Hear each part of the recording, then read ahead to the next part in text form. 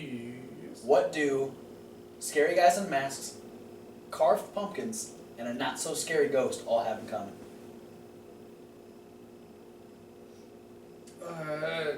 Bad Disney movie?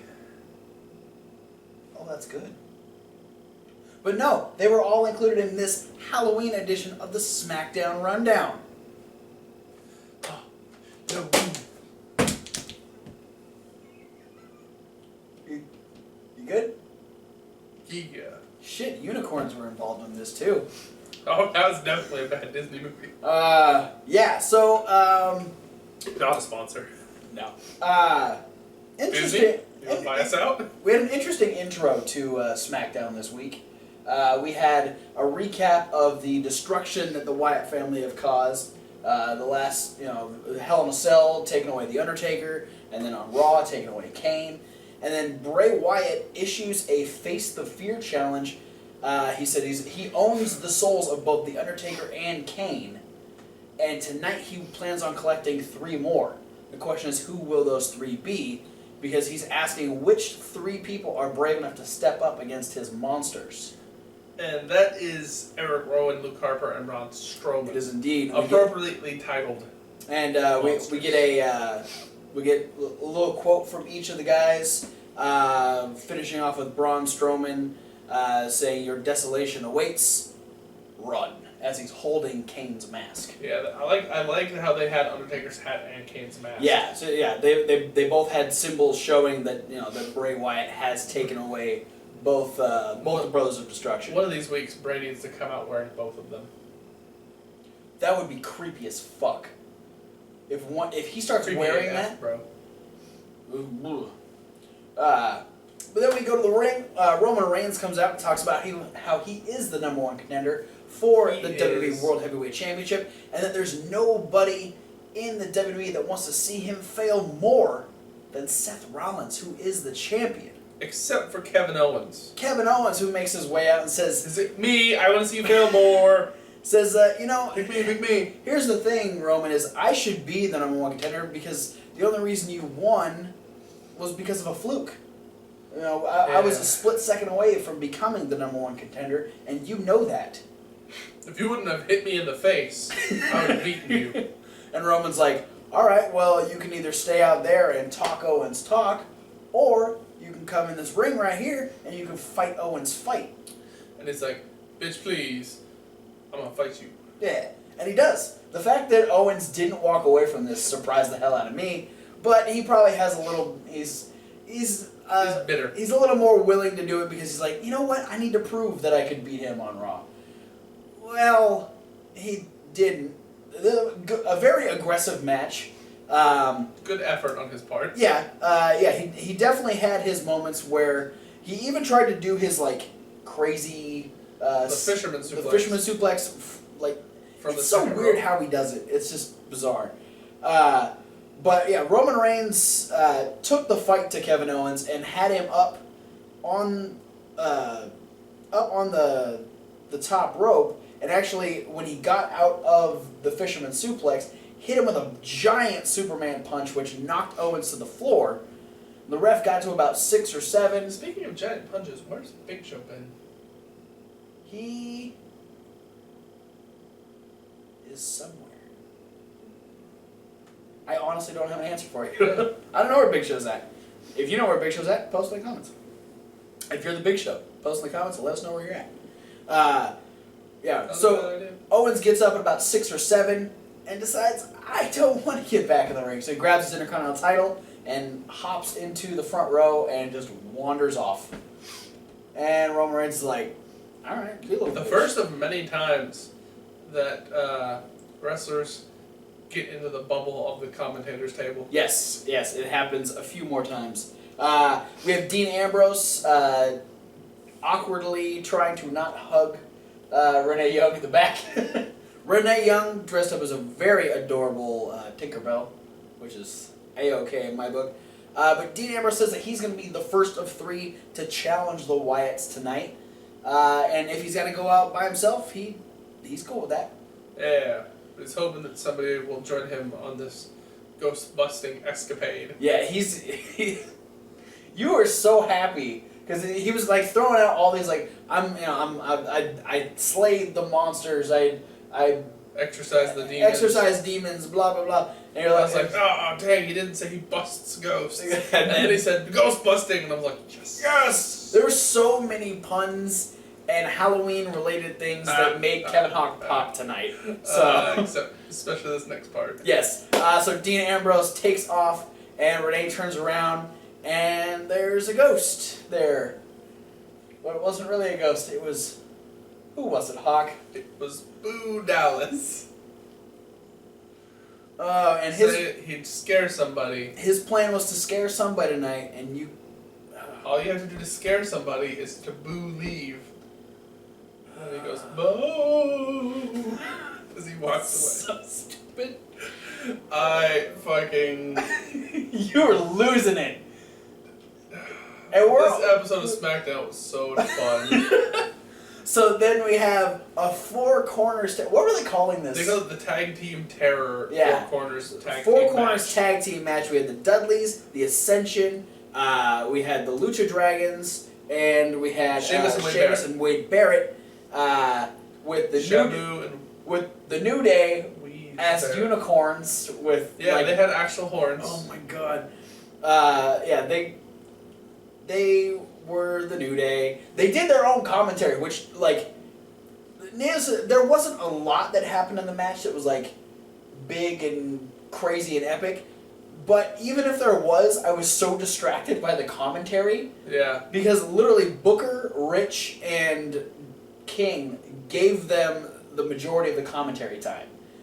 Lots of physicality in this match because you've got three big teams and the Lucha Dragons. Yeah.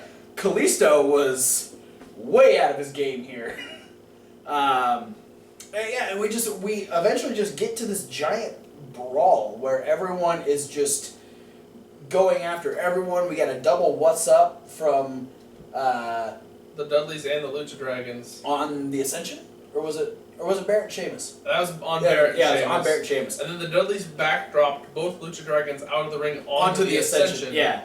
And then, for whatever reason, Wade Barrett, Sheamus, and the Dudley Boys decided to fight away from the ring with They just decide that they really don't like each other, Yeah. and they fight away from... Wade Barrett, his partner Pasty, and Booty Ray, and Devin Dudley. Devin Dudley. Which leaves our legal men currently are Sin Cara and Victor. I don't know what happened to Connor. Connor got taken out somewhere in between, but Sin Cara gets back into the corner. He was tired, wanted a nap or something, I don't know. Victor backs Sin Cara into the corner. He gets blind tagged by Kalisto, and Victor charges the corner. Sin Cara moves, and that allows Kalisto from the outside of the ropes to hook in and hit Selena Del Sol over the top rope. Connor tries to break it up, and the Lucha Dragons pick up the win. The smallest team picks up the win. And Which by the way, I did mention prior to the match that the only chance the Lucha Dragons had of winning is if it was against the Ascension. And it was. The other teams just happened to leave. And then we have a little face off between the New Day end up like getting up on the guardrail behind the commentators table. Well, they were like dancing in front of the commentators table, and then when the Lucha Dragons got out of the ring to approach them, they hid behind the commentators. Yeah. So this is now the second time that there's been uncomfortably close human anatomy to the commentators. And we're not done. We go to the back, and Dean Ambrose is walking through, and he stops and he goes, "Who are you supposed to be? You the Bond villain? Are you the transporter? What are you?" He goes, and pans over. "It's Cesaro." And he goes, "No, this is how I always look. But if you give me a chance, I'll go back and I'll change, and I'll be your tag team partner later in the six-man tag match later." He goes, "All right, yeah, that sounds good. I mean, the Wyatts are scary. If you're not afraid." Yeah. Because I could be the scariest one out there. Bray Wyatt says, I want you to swing those giant beasts until their beards fly off into the cheap seats." Well, I like how Cesaro also tried to poke fun at Dean Ambrose's jacket. Yeah. And I was like, hey, this is a nice chick. He called him Mad Max. Yeah. Uh, Getting ready to get in the Thunderdome. and so Cesaro gets recruited to Dean Ambrose's team to face the Wyatts. And Dean Ambrose turns around, Dean Ambrose leaves, and Bo Dallas shows up again to Cesaro, and Cesaro's not scared. Cesaro walks away. Yeah, he just lowers his sunglasses back down and then, whoa! God damn it! God damn it, Bo Dallas. Are you a believer? No, I'm not. Are you a believer? No, I'm not. Don't stop believing. Up next, we had the Trick or Treat street fight. Yeah. He had way too much fun with the goddamn pumpkin. Oh my god! One pumpkin on the hard camera. Can we bring up a picture? I don't know. If there is a picture on the internet somewhere, it'll be up. It'll be up, and it's gonna be right now when I go. Oh! Or he just looks like he's fucking weird. Yeah. But that's the sound I kept making every time this pumpkin showed up on the screen. We had Dolph, which was, since it was on hard camera side, it was all the time. Until it finally got knocked down. We had Dolph Ziggler taking on The Miz. We had some really funny spots in this match. We had the lightsaber versus the candy corn kendo stick, which Miz lost quickly. Candy corn kendo stick could be a good tongue twister. Candy corn kendo stick, candy corn kendo stick, candy corn kendo stick. I said it 3 times. I am proud of myself. Good for you. Yay. We had The Miz get drowned in a bobbing for apples little station. He needed to come up with an apple in his mouth at least one part. I'm surprised that didn't happen. Maybe he's allergic to apples. Then he would have broken out. Maybe they were fake apples. Well, Dolph Ziggler bit one, so. Did he? Yeah. I did. I missed that.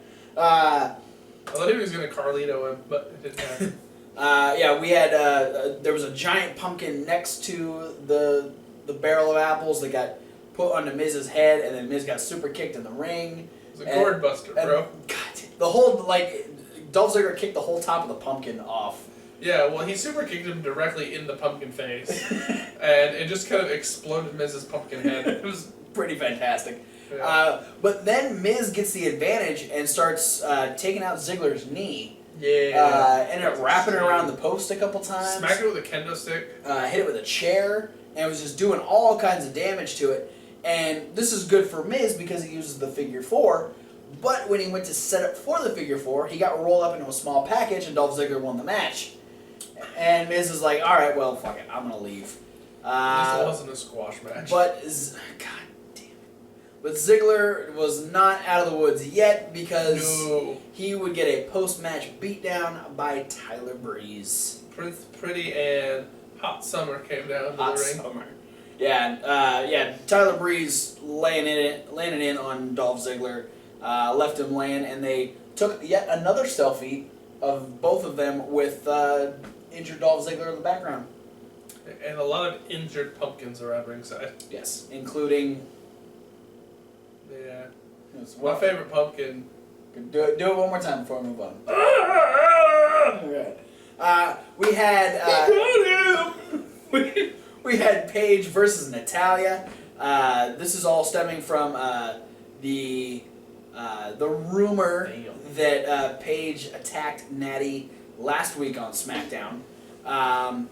And Natty had some words. She's like, you know what? You want to say that you didn't attack me? Sure. I don't have proof. So, but I'm going to show you just what you deserve. Because you've been a bitch for the last couple weeks. You've been acting like a bitch for about a month. This is what Natty does to bitches. And Natty was so ready to show Paige who's boss, and then she got kicked in the face. So ready to eat Paige's foot. Paige there wasn't even a chance for Natty to stop this. She just got drilled right in the face. Like, it was immediately after the first ding of the bell. It was the first move, like, Natty just kind of stepped in and wham, got a foot right to the face. Natty started to make a slight comeback and ended up dumping Paige to the outside. And then we got a distraction by Team Bad. Yeah. Sasha coming out talking some trash. Saying, oh, Natty, you want all the attention on you? Well, guess what? Now you have our attention. And this So allowed... is this like maybe hinting that it was Team Bad that attacked Natalia? Maybe, because I mean, it really hasn't been said that it was Paige. It's just Paige was the last person that everyone saw with Natty before she wound up getting attacked. So it honestly could be anyone. I think Paige was right. It could have been Team Bad. It could have been Alundra Blaze. It could have been Lita. Leader. It could have been anybody. She calls her leader. Yeah, it's a British thing. I think William Regal does it too. No, he calls her Umanga. I hope not. That's a stretch. So yeah, Sasha Banks talking trash distracts Natty enough to let Paige back in the ring, turn around and hit her with the Rampage. Rampage. Paige picks up the first win that she's had Quite a while. in a long time. She takes off, and Team Bad proceeds to triple team Natty for a couple of minutes. You know, I want one member of Team Bad to leave so Paige can join and turn it into Team Oreo. The whole thing ends with Sasha Banks hitting the bank statement on Natalia. Yeah, Naomi doing this cool, like, double soul Oh food. She grabbed both of her arms and then dropped back with both of her feet, like right underneath the chin.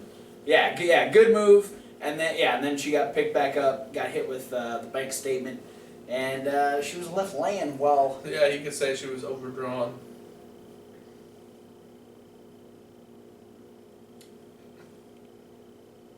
I've got That was nothing. good, and it wasn't even Halloween related. I've got nothing.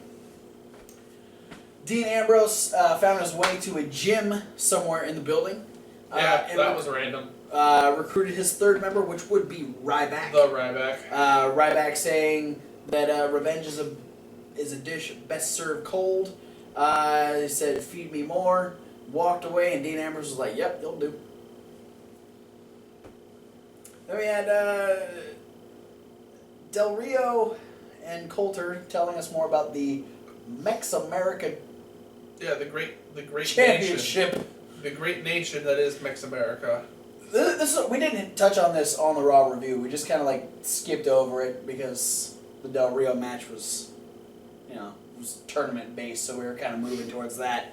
But yeah, so apparently they're gonna try and rename this championship the Mex America Championship. Yeah, I'm okay with that. And Del Rio squashed our truth. Which was sad. 'cause Like, no- literally, with no that act- double stomp. Yeah. Fucked up And double there were no stomp. squash involved. This time. No. How come they couldn't have had the pumpkins? Because I don't think that's in Del Rio's contract. Del Rio can't You know- do any gimmick matches unless the championship is involved.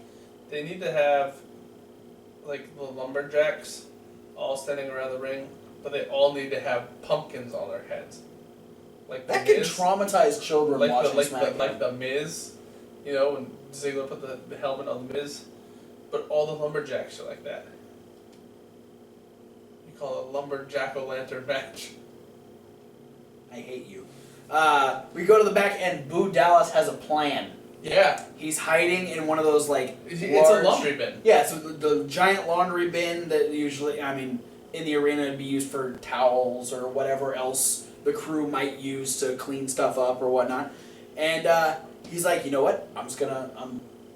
His idea was whoever walks around next is gonna get scared. And so he hides, and the next person just happened to be Mark Henry. And he can't scare Mark Henry. Mark Henry's like the biggest, baddest dude in WWE. Well, he gave Mark Henry a small heart attack. Yeah, he actually scared Mark Henry because he saw a giant white sheet coming out of a box. It wasn't until after SmackDown that he pointed this out to me. That was a very racist situation.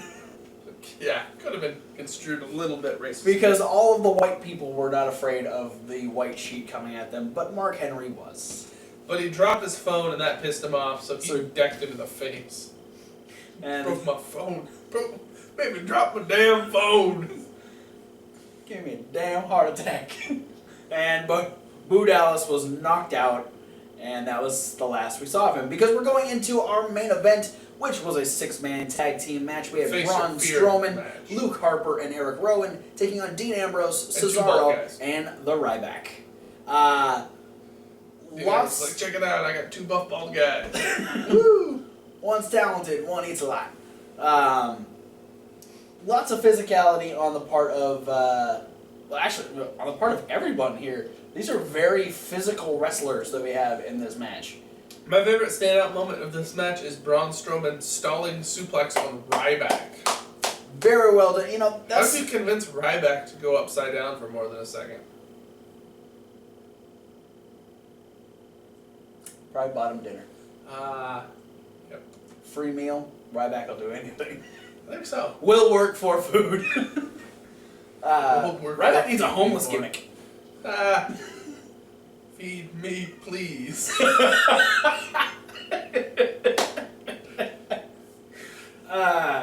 Yeah, so this was just chaos from the get-go. Yeah, there's a lot of stuff going on. Just Ryback hooked up Luke Harper's tank top. Yeah, like right off the bat, just ripping it up, and like, I think Booker made comment on it. He's like, Harper's tank top got messed up. Like, yeah, that's a big fucking deal. Yeah. You also told King to shut up during their Wyatt family entrance. Yeah, you're not supposed to talk during the Wyatt. Like, Rich said something. Well, Rich said something. King says it's bad luck to talk while the Wyatts are coming out, and then King starts saying something else, and I'm going, well, then why are you still talking, King? And Booker goes, well, then be quiet. Booker was not having it. He wanted better luck. Yeah. I mean, we had just definitely Strowman's suplex was definitely the highlight. The fact that we could see that he could do a wrestling move was cool. I was gonna say this has been my favorite outing for Strowman so far. For sure.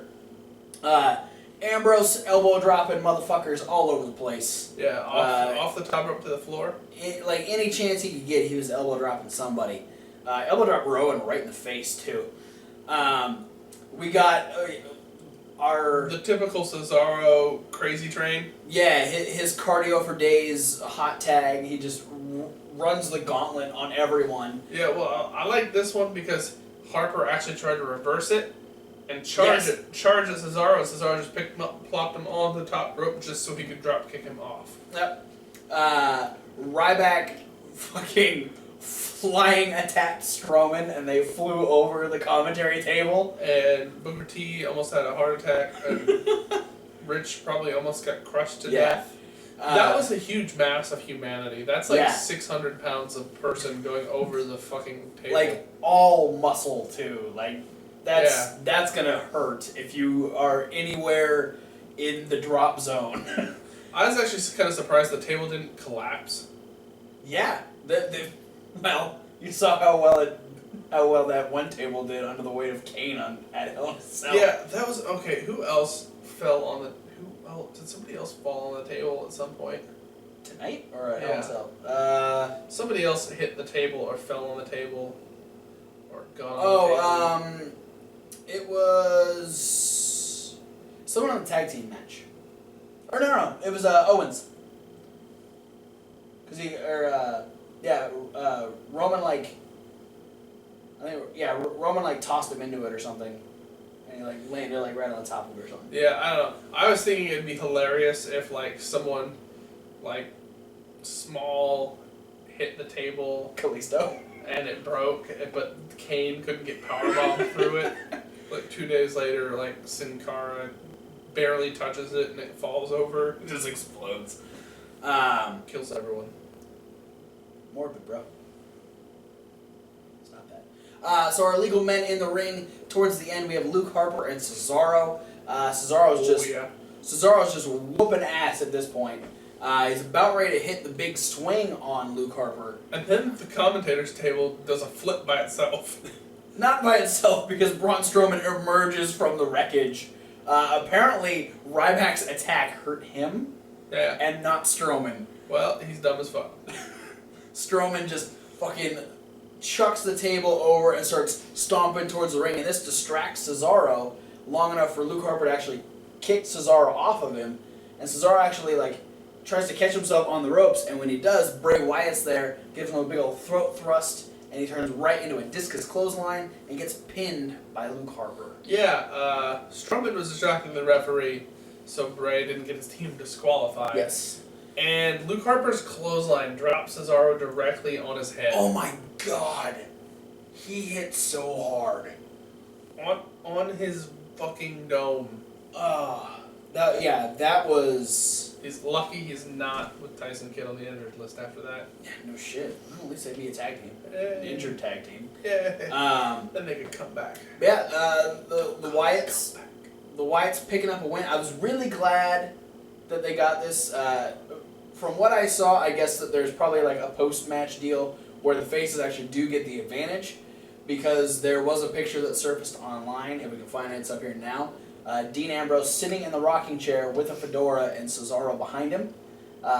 So apparently that was kind of like a, hey, here's one for the crowd, but for TV, you just got the Wyatts wreaking havoc once again. Just taking over right now. They are firmly in the driver's seat, and they're whooping some ass right now. So congratulations to the Wyatts. That was it for SmackDown. Yeah. That's all we got. I kind of like where this Wyatt thing is going. I do too. I'm honestly hoping it's a Team Wyatt versus Team Taker Survivor Series match. If